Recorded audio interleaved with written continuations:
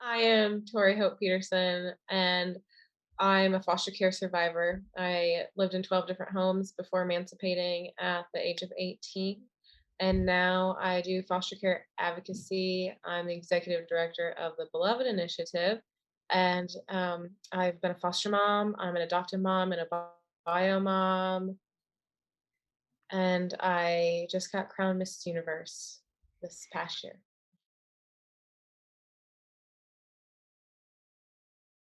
What a residential facility says to children is you're a lost cause, you're not adoptable. And that's literally what my case file said. It said unplaceable and unadoptable. Wow. So just what the residential facility, what it says over a child's identity is a lie, because our identity in Christ, no matter where we've come from, no matter what we've been through, is that we're beloved children of God who have a purpose and a plan and a voice, and we're Mhm. inherently valuable because we're made in the image of God. America, we say that we don't have orphanages, but if you want to, if you want to know the reality, just step into a group home. We do have orphanages, and Yeah. they are modern day American residential facilities. It's just a one size fits all. Whatever we see need, whoever needs like the most help, Yeah. then that's like what every other child needs, and it's not very individualized. Yeah. And if one child is criminalized, then all of the children are criminalized Yeah. Yeah. versus when you're in a home, it's more individualized for what is this you can actually ask because you're not taking care of like 20 children at once. Like, what does this child in front of me need?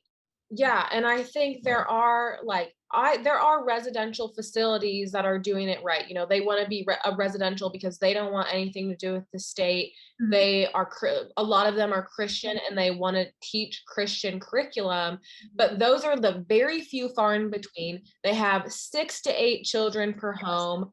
They will not go above that. You know, they don't compromise their values and they don't have staff. They have parents, Yeah. and that's what children need. They need consistent parents, not a rotating staff. And so, yes, there are people who are doing it right, but it's the people who look exactly like Right. family care. And that's because we know that family care is the solution to children who do not have a family. Yeah. It's simple. It's not rocket science, right? Like, okay, children who do not have a family, what's the Right. solution? The solution. Family. Yes. Traditional family.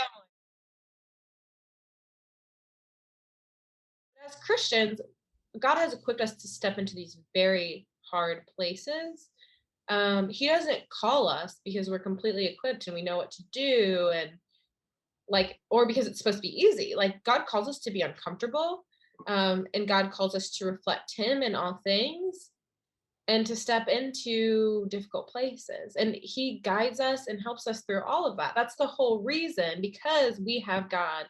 We're meant to step into the messiest of places, and we're capable of more than anybody else who doesn't have God. And what I hear is kind of what you just said. Well, the system is broken. And I'm like, man, nothing gets me more fired up because I'm like, yes, exactly. That's the whole point, right? Like, I just so often see it used as like an obstacle for people to become involved, or a lot of times really an excuse, versus be like the reason why they should engage, right? I'm like, no, you just like you got to flip that on his head. Like that's exactly right, which is why we need you, right? It's why we need people who can speak identity, in Christ over like you're the solution in a lot of ways, right? To some of the brokenness.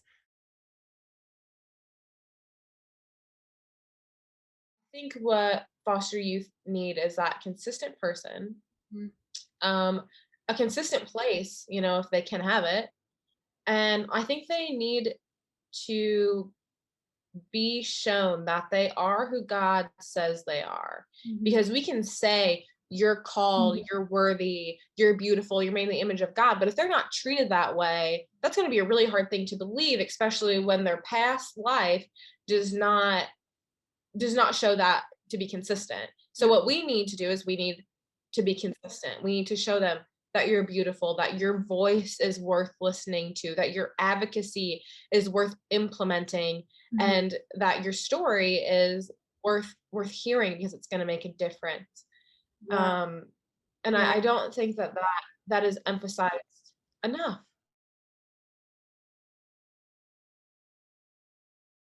I don't know, what would you say to that?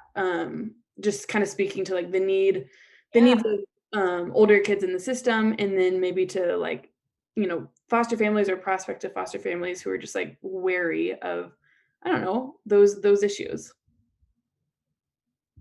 Yeah, well, I always say the number one thing you need as a foster parent, or really anyone who is working in this realm, is love. And the second thing you need is discernment. Mhm. Because there's really not one size fits all answer. And this is like an answer that I get asked all the time, is that the need is so great for teens in care. Mhm. But people have little kids and they're like, is it safe? Mhm. Um, is it safe? Like, I don't know. Is it safe for a child to be in a group home or to be in a jail that he doesn't belong in? He hasn't committed a crime. Is it safe for us to sit in our house and sit on the sidelines and let injustices happen? I don't know. No, It's like that's literally a perfect